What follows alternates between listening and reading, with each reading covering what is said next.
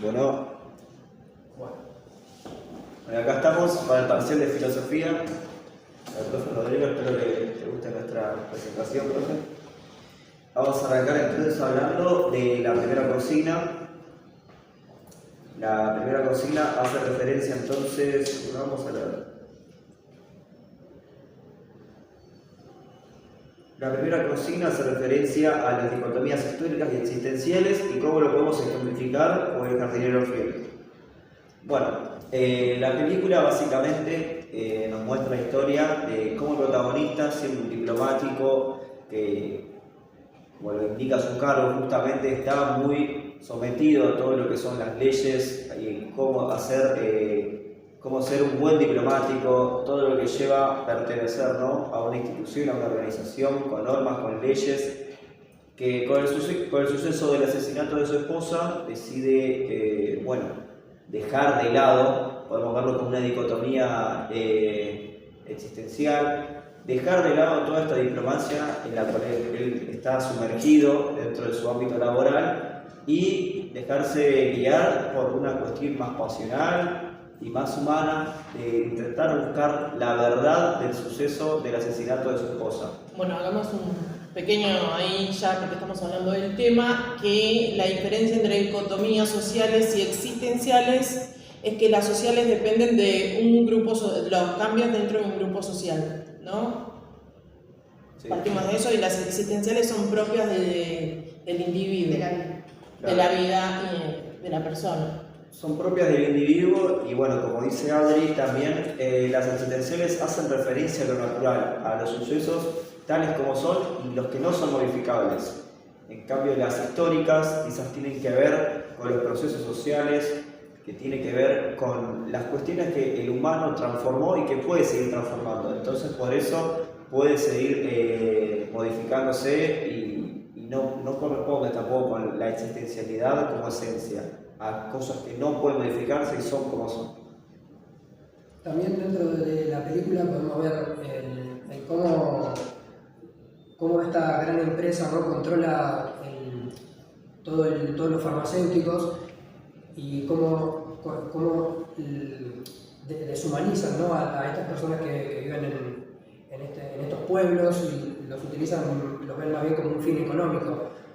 Y no les importa si se mueren o si siguen vivos o cuál es el fin. Eso sería parte de la dicotomía histórica. Eso sería la dicotomía histórica. Podemos mencionar a que esto de la industria farmacéutica forma parte de un proceso y un modelo de producción que es el capitalismo, y eso es un proceso social, es una construcción social la cual puede modificarse, que tiene modificaciones y que, bueno, tal como dice Nico,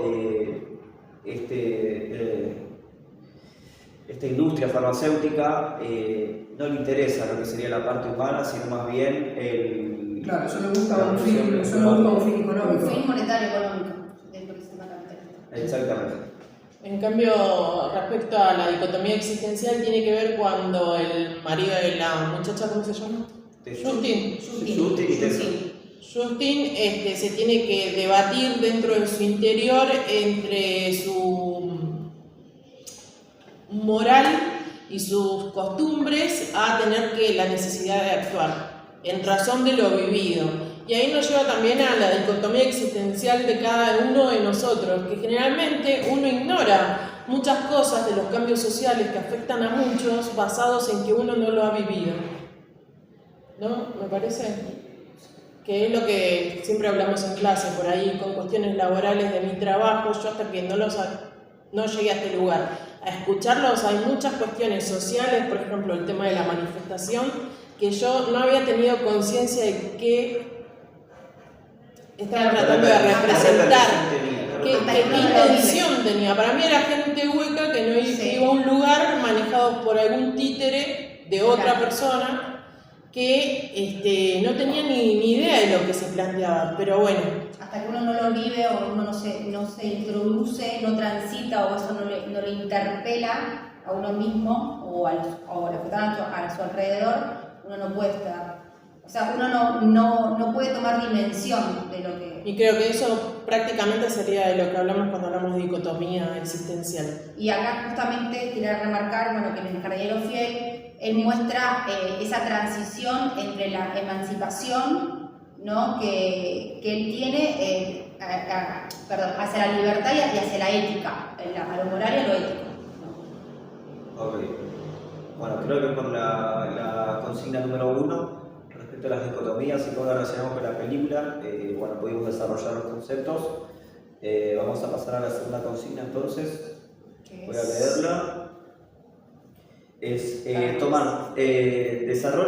desarrollar las 4 formas de alineación en Marx. Luego analizar con el film seleccionado. Bueno, en este caso, Adriana, Romy y yo vimos la película del Patrón. Nicolás vio la película de los 7 prisioneros. Sí, sí, 7 prisioneros. Y bueno, entonces lo que vamos a hacer es primero nombrar y desglosar lo que serían esas 4 formas de alineación, y luego vamos a tratar de darle un vínculo con la película con ejemplos puntuales que nosotros observamos. ¿Sí? Bueno, vamos a la primera. Bueno, arranco. La primera forma de alineación es la alineación hacia el objeto. En esta forma de alineación, el trabajador, el obrero, no se siente representado por el objeto que produce. Esto pasa porque prácticamente el objeto ya deja de ser suyo, el trabajador no tiene ningún tipo de poder sobre el objeto, y el objeto se vuelve totalmente ajeno y hostil. Claro. Esto lo podemos ver en la película de los 7 prisioneros, por ejemplo, cuando ellos llegan a esta fábrica en busca de un trabajo, ¿no? Y el patrón solo les dice que tienen que desarmar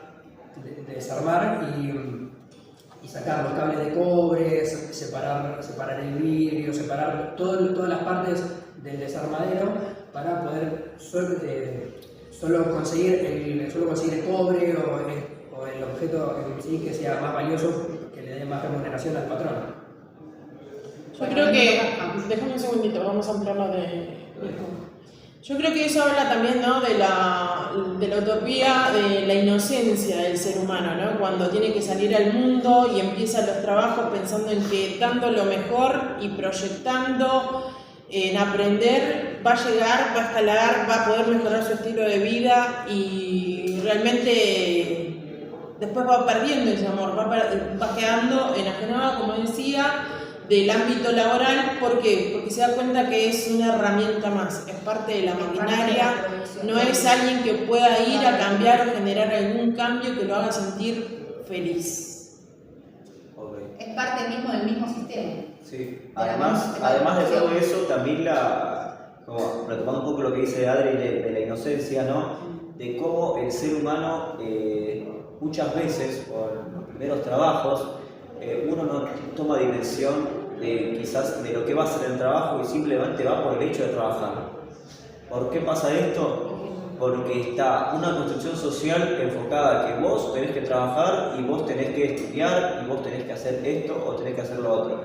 Entonces muchas veces no nos ponemos a analizar el tipo de trabajo que hacemos, la intención que tenemos nosotros con ir a ese trabajo y ofrecer nuestra fuerza de trabajo, como plantea Marx. También plantearnos, ¿no?, las cantidades de tiempo que nosotros dedicamos a esa actividad y de qué nos beneficia eso. Si es solamente por un fin monetario, si es por un fin económico, si es por sustentabilidad, si es por decisión propia, si es porque no te queda otra también, porque eso es lo importante. Muchas personas, debido al contexto social que pueda hacer tanto ahora como en los tiempos de Marx, los trabajos eran también destinados justamente a las relaciones de trabajo, las relaciones de poder que habían en esa sociedad. Entonces ahora muchas veces el trabajo está llevado a la necesidad. Las personas tienen la necesidad de trabajar. Entonces por eso, como planteó Nico al principio, muchas veces nos olvidamos del producto, nos olvidamos de para qué trabajamos. Eso tiene que ver con la alienación. Y las leyes, inclusive hoy en día, no se modifican a favor del trabajador, sino que se modifican a favor de la necesidad, pero no a favor de su necesidad, sino partiendo como elemento manipulador la necesidad. Por eso mismo es que tienen el control las grandes empresas o redes de circunstancias laborales. No tenemos fábricas. ¿Por qué? Porque no beneficia a nadie un sindicato. Vos ibas a hablar de la segunda. alineación. Vamos con la segunda. Quiero agregar a lo que dicen ahí, que es justamente relacionado con la película, que es justamente cómo estos 4 chicos van a este trabajo porque es la mejor opción que se les presenta. Viven en el campo y no tienen muchas opciones para salir adelante y se les presenta esta opción y dicen, bueno, vamos para acá, para adelante, porque es lo único que tenemos. Y al llegar a este trabajo, lo único que descubren es que están siendo totalmente explotados y que no tienen ningún tipo de libertad. Bueno, a mí me pasa lo mismo que con el tema del patrón, hablando del tema, Hermógenes venía con esa ingenuidad, ¿no? Desde Santiago, él trabajaba, después, o sea, en una de las partes donde me conmovió, y también internamente me dio bronca, como quien dice, fue cuando el empleador, el patrón le dice como, vas a estar bien acá, venía a dormir con tu esposa acá, y era como un sometimiento, una esclavitud, y lo que menos era algo para él, sino que estaba haciendo él mismo parte de un producto dentro de toda esa cadena en cuestión en la carnicería, ¿no? Sí. Como para poner un poquito con este punto. Un dominio. Un dominio. En la película del patrón se ven claramente las relaciones de sometimiento en las cuales se somete una persona por un fin monetario. ¿Cuál es la finalidad entonces de la alienación? De que las personas no sean capaces de percibir esa relación de sometimiento y que vayan por voto propio, que vayan por iniciativa propia, y que lo importante que es mencionar de cómo esa persona genera un sentido común de esa relación. Entonces la alienación tiene que ver con eso, con la costumbre, con la normalización, y todo eso llevado a un trabajo que muchas veces, como planteamos al principio, que su trabajo no le pertenece, sino que se vuelve forzado. Claro. Y ahí es donde después queremos meter frases inspirativas para controlar la masa, donde le decimos hay que amar lo que uno hace. Exacto. Pero uno realmente está haciendo lo que tiene vocación o lo que tiene, por lo que tiene pasión, nos está adaptando el sistema únicamente de cómo sobrevivir. Solo nos está impulsando a despojarnos de nosotros mismos. El segundo punto es la alineación en cuanto al acto de la producción. O sea, acá el trabajador está ajeno, ¿no? Al producto, está está ajeno. O sea, no lo ve. Como bueno, en este caso, con Hermógenes, directamente el patrón le cobraba hasta un kilo, ¿no? Eran por semana. Sí. Le descontaba, o sea, directamente eso que él también estaba trabajando, que estaba 24 horas, que estaba con su esposa, que después quedó embarazada, que vivía ahí, que limpiaba, que se sometía a los insultos, a la falta de respeto, o sea... Ni siquiera podía participar del producto de la fábrica, o sea, ni siquiera podía consumir algo básico, un alimento. Entonces, acá lo que vemos que es que esto se convierte en algo ajeno y forzado. Eso es algo en cuanto al acto de producción, ¿no? Y que es una carga para estos trabajadores que están en esa condición, es una carga moral, una carga ética y pesada para ellos. Bueno, en un momento... Ahí eso lo podemos vincular ya directamente con lo que sería el ser genérico. Claro. El ser genérico, ¿cómo lo podemos vincular entonces con lo que venimos hablando de la alienación? Justamente lo dice la palabra, el ser genérico. Cuando vos hablás de genérico, hablás de una cantidad que es igual. Entonces, cuando nosotros mencionamos a la igualdad, nos referimos también a esto que venimos hablando anteriormente, la construcción social que uno hace del trabajo. Cuando hablamos del ser genérico, queremos hablar del trabajador que ya no forma parte del producto, ya no puede disfrutarlo, ya no se reconoce a la actividad que hace como un trabajo, sino que simplemente está sometido en él y que lo usa simplemente por una cuestión de sustentabilidad. Y entonces, ¿qué es lo que entra ahí? El uso del tiempo de la vida en una actividad en la cual vos no te sentís reflejado, ya no te sentís representado ni identificado. Carente de Entonces, autonomía.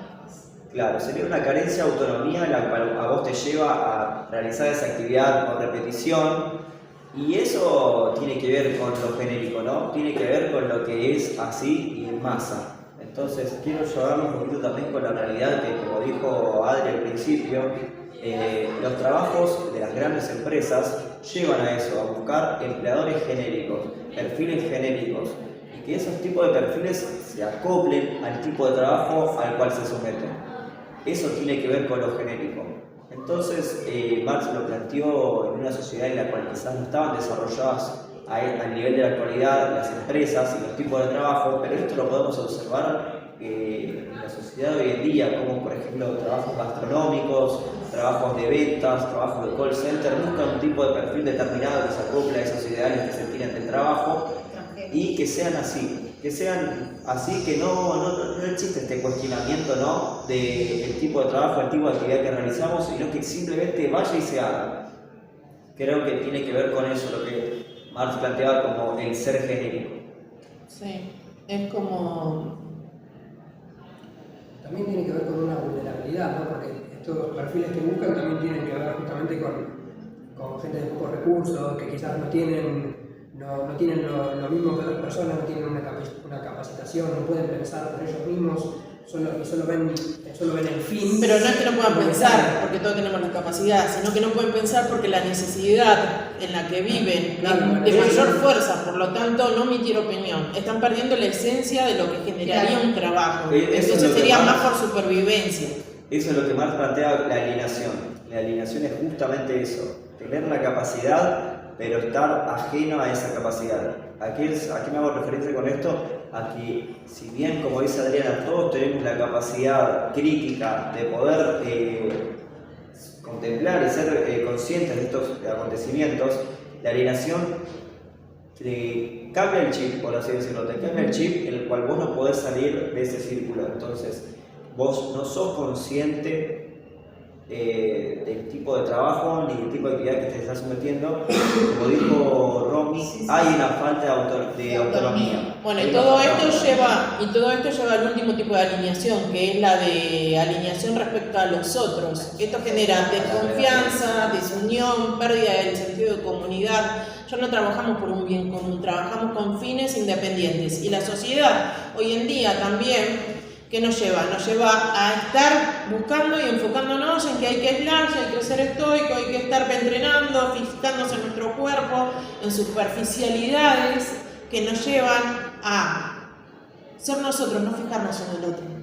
Por lo tanto, todo este tipo de alineaciones nos llevan al aislamiento de la desconfianza respecto a las otras personas, así como también la destrucción con el desarrollo del propietario o del empleador. ¿Quién confía en un empleador? Nadie. También tiene mucho que ver con la relación que forma con estas personas, ¿no? O sea, Los al compañero de trabajo, una persona alienada del resto, la ve como un rival para escalar en una competencia. Claro, como una competencia. Dentro de la propiedad privada es una competencia. Claro, como para escalar jerarquías y medirse al nivel del empleador, del dueño de la empresa, que solo lo ve como eso, como el dueño de la empresa. Bueno, justamente con eso, palabras comunes hoy en día en los ámbitos laborales son los ventajeros, los pisacabeza, y todos los nombres que se acoplan de acuerdo a la separación de las mismas. O sea, son todos trabajadores dentro de una misma situación social. Por eso están todos en el mismo. Sin embargo, no hay unión entre ellos. No hay vínculo, no hay relación. Además que este tipo de relaciones son beneficiarios a los que tienen lo que Marx plantea como los dueños de medios de producción. Si bien ahora los medios de producción no son tales como el dueño de la fábrica, de la estructura, ahora quizás el dueño de los medios de producción está más invisibilizado, pero con este tipo de relaciones se fomenta un trabajo de competencia externa, en la cual nosotros no somos conscientes de que todo el trabajo que nosotros hacemos y nos esforzamos es todo en pos de la riqueza de la persona que va a generar toda esa ganancia. De todo el trabajo que nosotros hacemos, generar ganancia justamente a ese dueño. Y nosotros no somos Si conscientes todos se dieran de eso. cuenta de eso, estarían todos unidos dándose cuenta de que si no de que si uno para la mano de obra para reclamar algo que es justo, es por el beneficio de todos. De todos. Pero sin embargo, hay una rivalidad entre obreros o entre empleados. ¿Para qué? Para que el de arriba siga cobrando lo mismo, pero eso no lo ven. O no lo vemos en general. No lo vemos en general. Yo creo que el sistema ya está mal reorganizado. O sea, Es que ya estamos sumergidos en el proceso capitalista que planteaba Marx, que trataba de predicar de cierta forma, porque el capitalismo que Marx plantea quizás no es el capitalismo que existe hoy en día, pero se pueden ver las relaciones de trabajo que Marx planteaba en la actualidad, y creo que eso es importante visibilizar y generar una visión crítica de todo eso, de todas esas relaciones, de todos esos tipos de trabajo y de todos esos tipos de alienaciones que uno comúnmente no es consciente. Lo ve todo el tiempo, pero lo puede ver en el otro, pero no lo puede ver en uno mismo. Entonces creo que tiene que ver también eso, de tratar de visibilizarlo individualmente por un bien colectivo, no simplemente por ser consciente y ya está, sino de lo que Marx va a plantear después como la lucha de clases. ¿Y cómo termina todo esto? Termina justamente como la película El Patrón. El empleado, que ni siquiera está en blanco, estalla en furia. ¿Qué es lo que pasa en la sociedad? Cuando la sociedad no es atendida mediante los medios legales, estalla en furia y rompe todo. ¿Cómo lo vemos nosotros? Como los monos que están en la calle, que no entienden, no tienen educación y son todos manejados como títeres. Pero sin embargo, esa gente ya habló, ya no se la escuchó, ya reclamó pacíficamente. Están en el nivel de violencia para expresar y tratar de recuperar su existencia. Inclusive ahí en la película él era una persona que no Tranquila, era tranquila dentro de todo, familiar. Pero tampoco estaba, El paisano. Pero no estaba apta para trabajar, porque tenía un problema en la pierna y después el abogado se dio cuenta que era, que no estaba apto para hacer, algunos Está mucho tiempo parado, acarrear peso. No podía hacer todo eso. Y estaba en el documento, pero ¿qué pasó?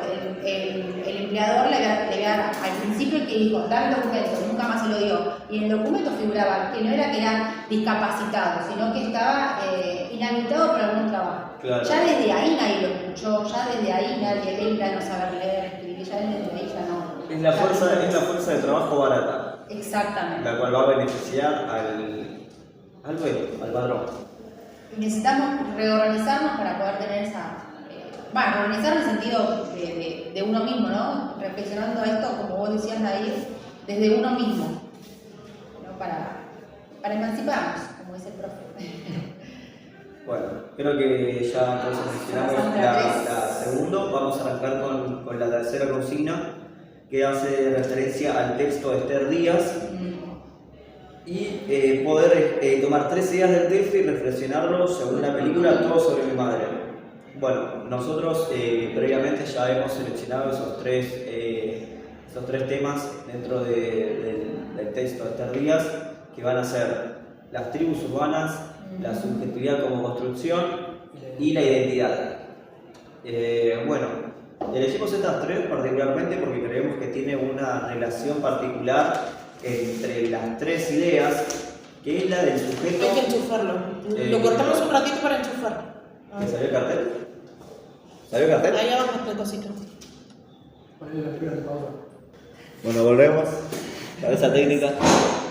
Bueno, como decíamos, tiene la relación particular entre las 3. ¿No te ves? Vení más para acá.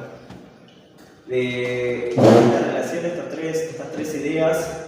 Creo que lo corro un segundo. Ahí. Estas 3 ideas tienen en común la particularidad de que van a situar al individuo o al sujeto como un partícipe de esas 3 ideas. ¿Por qué? Porque Esther Díaz va a arrancar el texto hablando de cómo era planteado el ser humano en la antigüedad. Entonces, vamos a referirnos a los modelos hegemónicos de los que la sociedad planteaba anteriormente como aspiraciones a seguir, de que las personas debían acoplarse a esos modelos hegemónicos, los cuales uno tenía que llegar, tenía que esforzarse y podía pertenecer o no. Entonces, lo que no pertenecía dentro de esa esencialidad perfeccionista quedaba como aislado y quedaba en cierta relación, en cierto aspecto desvalorizado, ¿no? Entonces Esther Díaz lo que va a plantear es esa ruptura con la esencialidad y la idea de la subjetividad como una construcción. ¿Qué mencionaba respecto a esta idea? A de que uno como persona, como individuo, como humano, tiene la característica de generar esa identidad propia, ¿no? En base a sus gustos, en base a sus preferencias, en base a los modelos, en base a la rebeldía contra esos modelos, y uno va generando esa identidad individual a la cual uno va a construir subjetivamente. Entonces, que la subjetividad se construye en sí, claro, de acuerdo a las experiencias y entorno y todas las cosas que uno vaya nutriendo en su propia vida. Exactamente. Sí. Y esto directamente también lo podemos vincular con las tribus urbanas. ¿Qué es una tribu urbana? Entonces, Esther Díaz lo va a plantear como el agrupamiento de esas subjetividades. De cómo esa subjetividad que llegó al punto de sentirse parte de una comunidad y justamente intentar relacionarse con personas que tengan esa misma particularidad, ¿no? Ese mismo sentido de identidad y sentido de pertenencia, ¿no? Que uno construye relacionándose con ese tipo de personas. Genera vínculos y bueno, no quiero expresarme mucho más porque van a ver los compañeros, así que nada. Nico. Sí, no, bueno, iba a decir también que la identidad se termina separando de la subjetividad durante un largo proceso histórico, ¿no? Esther Díaz da cuenta en el texto de cómo en un principio, durante el auge del Renacimiento y del Iluminismo, que son movimientos que ponen al hombre como figura de Dios, como el hombre perfecto, hermoso, digamos, y a partir de todo esto, llevado a la actualidad, ¿no? Vemos cómo eso se fue perdiendo, cómo el hombre se ve reducido a quizás algunos ideales que son puestos por la sociedad, quizás, y cargado de prejuicio, ¿no? Y cómo a través de esto, esa identidad comunitaria, digamos, que era como común en todos los hombres, se fue dividiendo justamente en subjetividades, que cada subjetividad tiene sus propias características, cada uno tiene exactamente su propia identidad. Y es de esta manera en la que cada uno se ve representado en un grupo distinto. Esto quizás lo podemos ver en la película, teniendo en cuenta que tenemos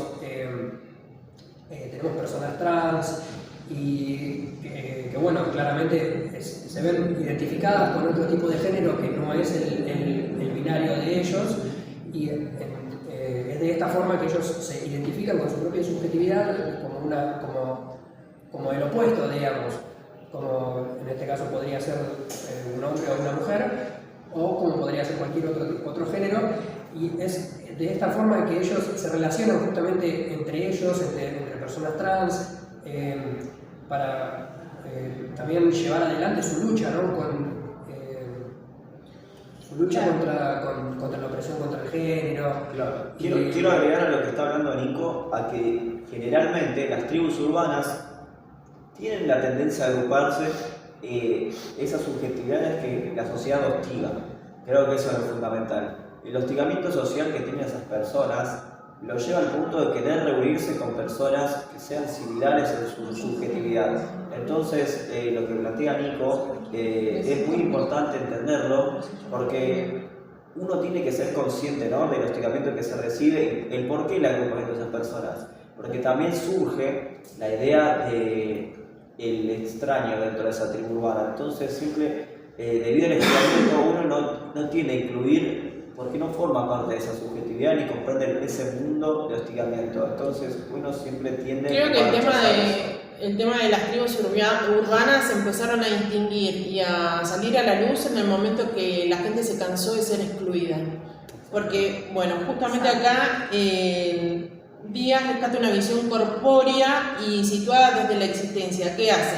Hace la visión de la mirada antropológica filosófica, que es el estudio del ser humano en cuanto a la historia en general y su construcción. el cuerpo como territorio político, erótico y tecnológico. ¿A qué hablamos? A que el cuerpo no solamente es visto como una persona que está para cumplir una función dentro de la sociedad, sino que tiene necesidades dentro de lo político, de la estructura de la sociedad, dentro como persona en cuanto al otro sexo, sea o del mismo sexo. Y ahí es donde tiene que ver la película, que la construcción del ser humano no es solamente un hombre y una mujer, sino que una mujer puede surgir diferentes áreas, como ser madre sin tener hijos, como ser una protectora, como un hombre puede considerarse de otra manera, o una mujer de otra manera. Tenemos la construcción de diferentes personalidades dentro de la película de Cecilia Roth, ¿cómo se llama? Todo para mi madre. Todo para mi madre. O Todo por mi madre. Y agregar la idea de la generación de una cultura, porque eso también es muy importante. Que tiene que ver con lo cotidiano, la construcción del día a día, de las normas, de los valores, de lo aprendido entre los compañeros, en el lugar de desarrollo. Donde uno vive también. Exactamente.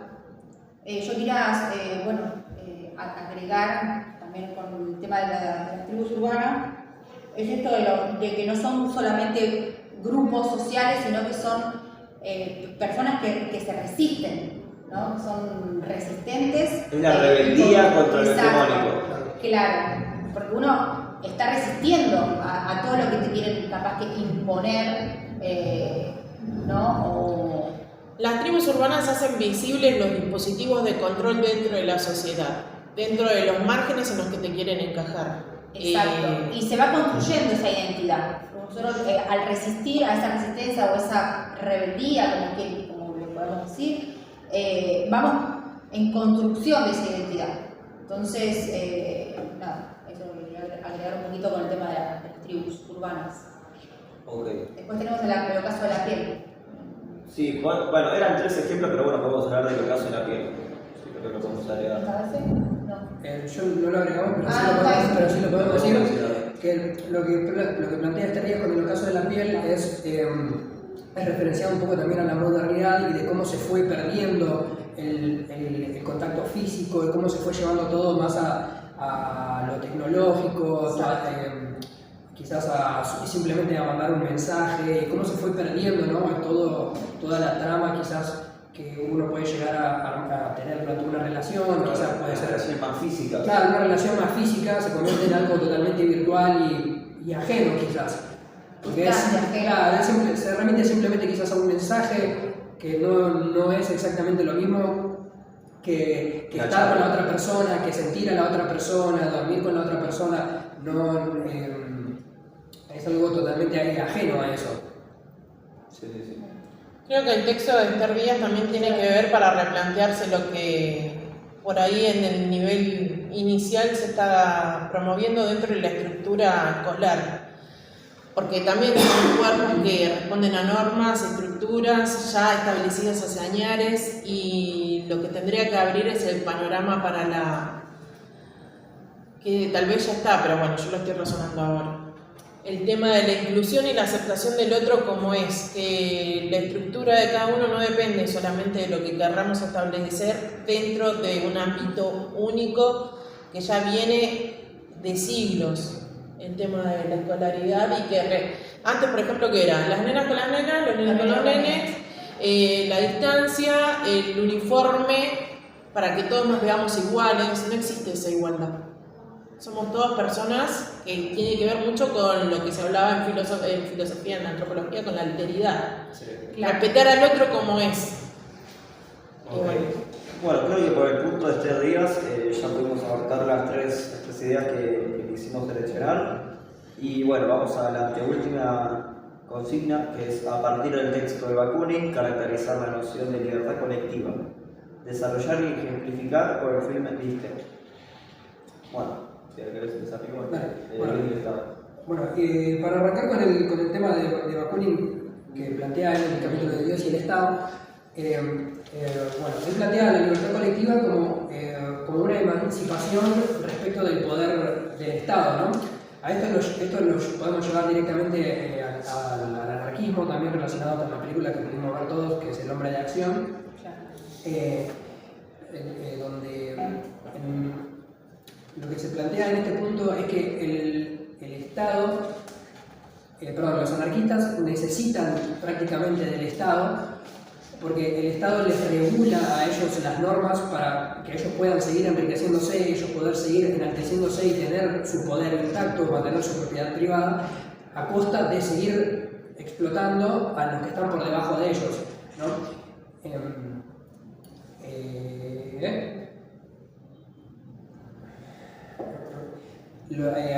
Hay una cita en el texto de Bakunin que dice como que si las masas se dieran cuenta de que uniéndose pueden derrocar al poder, es por esto que prácticamente los liberales necesitan del Estado, porque justamente impiden que pase eso.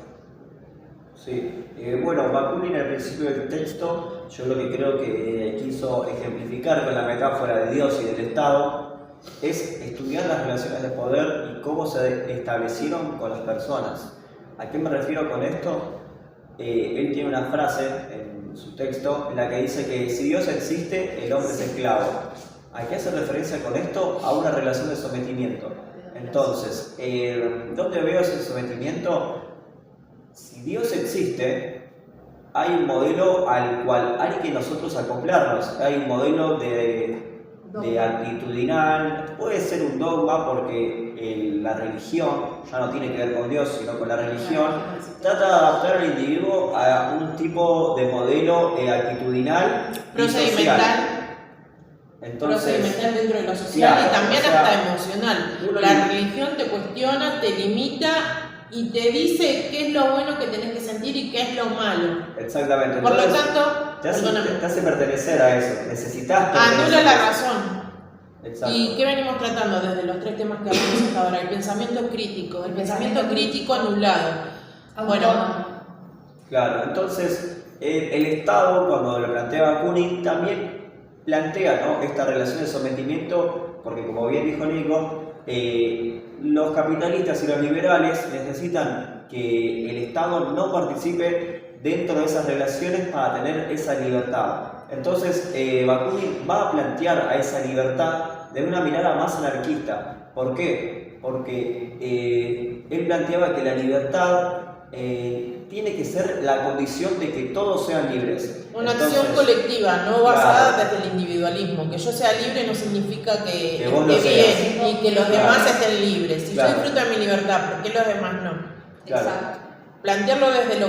Bakunin quiere plantear todo desde un bien para todos, no desde un bien individual. Quiero hacer bien la cita, porque la dije mal, quiero decir bien la cita de Bakunin, que él decía que la libertad es la condición de que los demás lo sean. Exacto. Entonces, él planteaba esa idea anarquista desde esa cuestión de libertad. No desde un libertinaje, de una libertad desmedida, sino de que la libertad sea optativa para todos y que sea beneficiosa para todos. No, ni siquiera es optativa la palabra, porque no es que tengamos opción, sino que sea...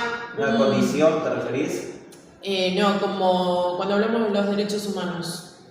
Inherentes y propias del ser humano, que sea propio del ser humano, sí, que sea natural e inherente del ser humano, no como que algo que podamos elegir, que la libertad ya tiene que existir, no solo la libertad a la educación, sino la libertad a un trabajo digno, la libertad a los derechos por el trabajo digno, la libertad hacia todos. O sea, y bueno, con la película esta del anarquista, la cual tuvimos que ver 5 veces. Yo por lo menos la vi 5 veces para tratar de ver todo el trasfondo social, porque lo primero que uno ve acostumbrado a esta sociedad y ve la película es un hijo de puta, un hijo de puta que quería ganar a beneficio de otros, ¿no? Pero en realidad lo que tenemos que ver es que el hombre no es que nació pensando en ser chorro, sino que fue un resultado de su condición social. Y que de las pocas posibilidades que él tenía para luchar contra las vicisitudes de la vida, como la condición del padre enfermo. ¿Por qué si otros tienen ese derecho yo no? Bueno, entonces el hombre luchó por esos derechos. No es que fue y robó para sí mismo. Robó, pero para todos aquellos que él considera que tiene que ver con lo subjetivo, ¿no? Que estaban en las mismas condiciones que él cuando empezó la película, que él tenía el problema con el padre. Bueno, con respecto a eso también Bakunin hace una crítica al pacto social de Rousseau en el texto, que lo que él plantea es que el pacto nunca existió, porque si bien porque a ese final, a esa conclusión, a ese pacto entre el poder y el proletariado, digamos, se consiguió a través de la dominación, de la guerra. Entonces nunca existió un pacto social digamos, que haya puesto en común a las dos partes, sino que una parte se impuso sobre la otra, y así es como nace el pacto social de Rousseau, que eso es a lo que va Bakunin criticándolo. Perfecto. Bueno, creo que por la consigna de Bakunin ya estamos. Bueno, sí. Tenemos que hacer un poquito más reducido porque ya casi es la hora. Tenemos que hablar entonces de la quinta consigna, que es una cuestión quizás más a reflexionar, de elaborar conclusiones grupales pensando en la futura tarea docente.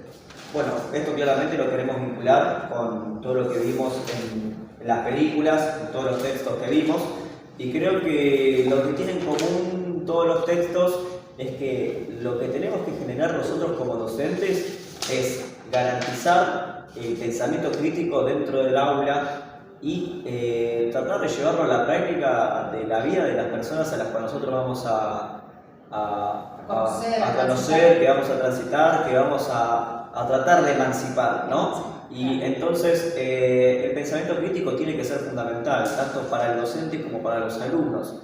Tiene que estar esta cuestión de emancipación, y creo que como vimos en las películas, hay, como dijo Adriana, muchas vicisitudes que nosotros tenemos, o los protagonistas tienen en sus realidades, las cuales nosotros tenemos que afrontar y tener, ¿no?, esta cuestión existencial, o tenerlo una cuestión más pasional de las cosas, ¿no?, de tratar de llevarnos a nosotros por nuestros propios deseos, por nuestros propios goces, sin hacerle mal al otro, creo yo. Creo que eso es lo principal, ¿no? Y también eso, como futuros educadores, no solo, como veníamos hablando siempre, no solo transmitir un conocimiento, venir al aula, dar y irnos, sino eso, dar la oportunidad a que nosotros tengamos ese pensamiento crítico y que los alumnos también, ¿no? Sí, creo que fuimos descubriendo, o por lo menos personalmente fui descubriendo de que con todas las películas, con todos los análisis que tenemos que hacer, las reflexiones y todo, que es lo más importante, que necesitamos tener esa autonomía, esa construcción, que lo vamos construyendo. Creo, ¿no? Que el enseñar, justamente lo que dice Romy respecto a la construcción, lleva una dicotomía que no solamente es abrir mente, sino enseñar dentro del sistema. Exacto, porque estamos dentro del sistema, o sea, no podemos hacer conscientes a todos los que quieran entender dentro de sus libertades que existe este sistema. Ay, lo voy a hacer Decilo, no, pero ¿sabes qué? Me siento como ellos hablando, como los otros anteriores.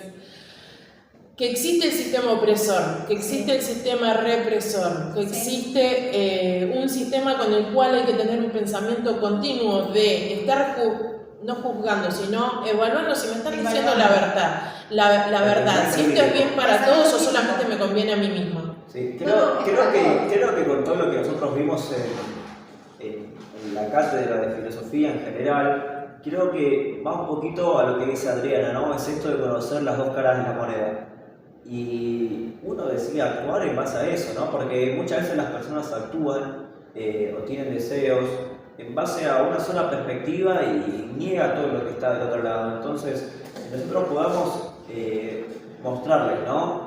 Tal como vimos en la cátedra, distintas perspectivas de ver el mundo. Exacto. Desde una cuestión quizás más restringida, una más abierta, una más liberal, una más anarquista, como vemos en el texto de Bakunin, y que las miradas y las perspectivas que nosotros mostremos den la posibilidad a las personas, a los alumnos, de generar la individual, pero por algo colectivo, porque como vemos en las cuestiones referidas a la libertad, nosotros vivimos en una sociedad en la cual nosotros no estamos sumergidos individualmente. La colectividad es un conjunto de individualidades que, como dijo Esther Díaz, es una construcción subjetiva. Entonces hay que plantear eso como un modelo para respaldarlo.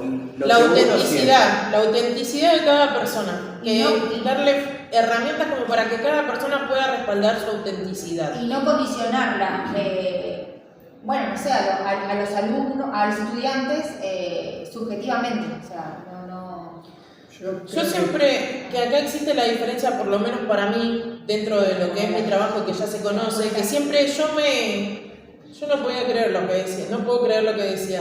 Yo siempre me caractericé por estar orgullosa de ser una gran instructora. Yo era una instructora en policía.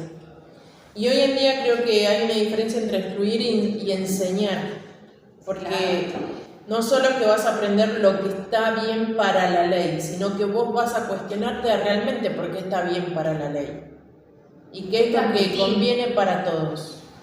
Yo lo que iba a agregar era que, además de todo lo que mencionaban ustedes, me parece que también es importante como dar el lugar al estudiante, al alumno, no solo de participar, sino también de que confíe en él mismo, ¿no? O sea, depositar en el alumno también una confianza que uno lo mismo, lleve a existir claro, sin miedo. Claro, que uno mismo puede ver en el alumno quizás un potencial que él quizás no puede desarrollar por sí mismo, pero que quizás con alguna ayuda. Claro, quizás con alguna ayuda, con algo particular, le podemos dar como ese pie, ese gancho, como para traerlo a nuestro lado, digamos, y decir, yo confío en que vos vas a poder. Esto también claramente no solo llevándolo a lo que vimos en filosofía, sino también en las otras materias, en las otras cátedras. También es muy importante, ¿no? Dar esa confianza o simplemente dar un espacio en el que todos puedan sentirse que son parte.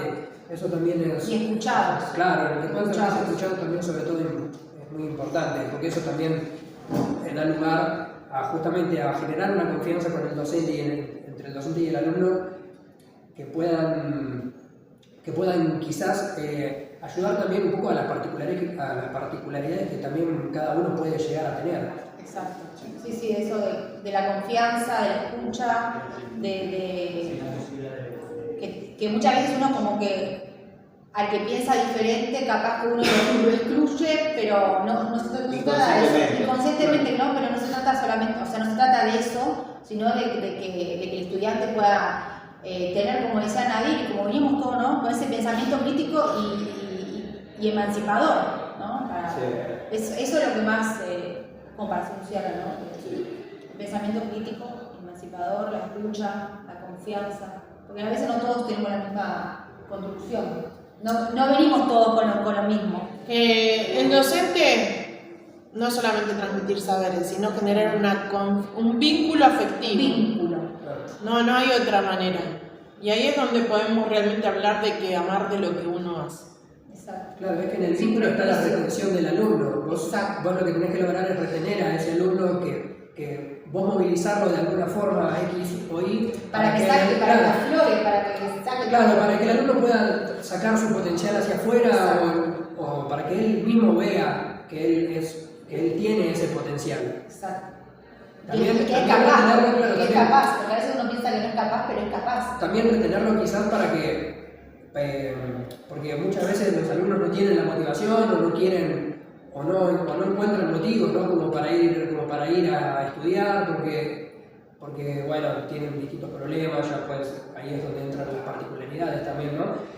Pero creo que también en la retención en el aula, en el llamamiento, ¿no? A que ese alumno vaya todos los días a tu clase, a escucharte, a ser parte, creo que eso también es muy importante para la tarea docente. Sí. Para la ética docente. Bueno, creo que ya estamos. Espero que... Creo que tuvimos en común mucho de lo reflexionado y que tenemos una mirada similar de lo que para nosotros es el rol docente. Y bueno, creo que ya podemos dar por finalizado el parcial. Con una frase final.